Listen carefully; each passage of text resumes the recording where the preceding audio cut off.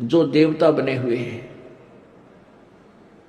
अब उन देवताओं को जब ये देवता पद प्राप्त करने की या स्वर्ग जाने की जो साधना करके चले गए, उसी साधना को ये अंतिम मान रहे थे, श्रेष्ठ मान रहे थे। तो वहां जाने के बाद फिर इनको याद आता है कि वेदों में लिखा है, क्योंकि जिन ऋषि महर्षियों ने वेदों अनुसार साधना की और वो कहां गए, ब्रह्मलोक में, ब्रह्म की पूजा करने वाले ब्रह्मलोक में जाते हैं। और गीता जी अध्याय नंबर 8 के श्लोक नंबर 16 में लिखा है कि ब्रह्मलोक पर्यंत भी सभी आवागमन में है, जन्म और मृत्यु के अंदर है। तो इनको वहां पता चलता है अभी हमने वेदों अनुसार साधना की और हम यहां आगे चलो स्वर्ग प्राप्त हुआ, महास्वर्ग मिल गया, लेकिन यहां भी मृत्यु होगी, हम फिर जाएंगे इसे छोड़कर। तो वहां क्या इनकी आपस में कैसी चर्चाएं चलती हैं देवताओं की। कहते अभी हमने कोई पूर्ण संत नहीं मिला, हमारे को पूर्ण संत नहीं मिला, इस कारण से हम यहां तक की साधना की। तो वह आपस में चर्चा करते हैं पूर्ण संत और कौन होता है, कैसा होता है। फिर वहां परमात्मा पूर्ण ब्रह्म इनकी आत्मा को झंझोड़ते हैं, इनको याद दिलाते हैं कि तुम पढ़ा करते थे यजुर्वेद अध्याय नंबर 40 के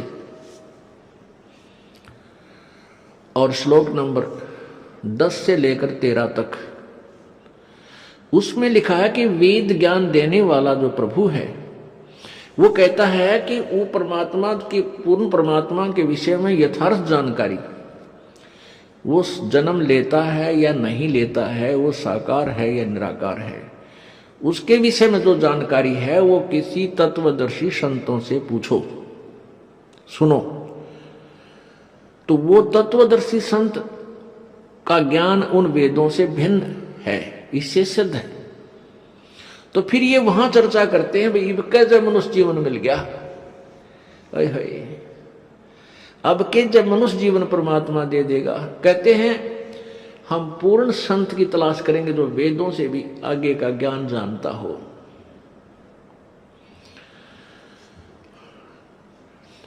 अब परमात्मा अपनी सच्चिदानंद घन की वाणी में 5वें वेद में कहते हैं इस देही को देवालोचन तू नर क्यों उकलाता। जैसे कई व्यक्ति दुखी हो जाते हैं अपने प्रारब्ध के पापों से, संकट के ऊपर संकट, संकट के ऊपर संकट आ रहा है, तो वो क्या दुखी होकर के क्या धारणा करते हैं, हे भगवान आत्महत्या कर लो। इसके विषय में परमेश्वर अपनी वाणी में कहते हैं इस देही को और देवता लोचे तू नर क्यों उकलाता। इस मनुष्य शरीर को तो देवता भी तरस रहे हैं जो तुझे प्राप्त हुआ है, और तू इससे क्यों उकलाता है, यानी इससे क्यों छक लिया। अब इससे दुखी होकर तू इसको नाश करने जा रहा है, इससे अच्छा कोई संत तलाश कर, भक्ति कर, पूर्ण संत की खोज कर। अब यहां इन जालिमों ने क्या जुल्म कर रखा है, ये नकली संतों ने, ये असली संत तक जाने नहीं देते। जगह जगह इन ठगों ने अपनी दुकानें खोल ली, ना इनको कैखे का पता, ना भगवान का पता, ना भक्ति का ज्ञान, और लंबे चौड़े आश्रम बना लिए और ऐसी मार्मिक बातें लिख दी। सचखंड की सड़क, वो तरह का जो सचखंड, सतलोक की सड़क माने सीधा रास्ता, पक्की, जिसमें कोई बाधा ना हो। तो श्रद्धालु तो फिर जाएगा भाई, जिसको रोग है, जिसको चाह है परमात्मा की, वहां जा फंसे नकलियां के पास। पूर्ण मोक्ष मार्ग इसी आश्रम में प्राप्त होता है। इस तरह के पता नहीं कितने संत बने हुए हैं। तो ये सबसे बड़ा काल का जाल है, ये नकली संतों का होना। तो कहने का भाव ये है कि देवता भी इस मानव शरीर को तड़फ रहे होते हैं कि कभी मानव शरीर मिले, पूर्ण संत खोज करूं और भक्ति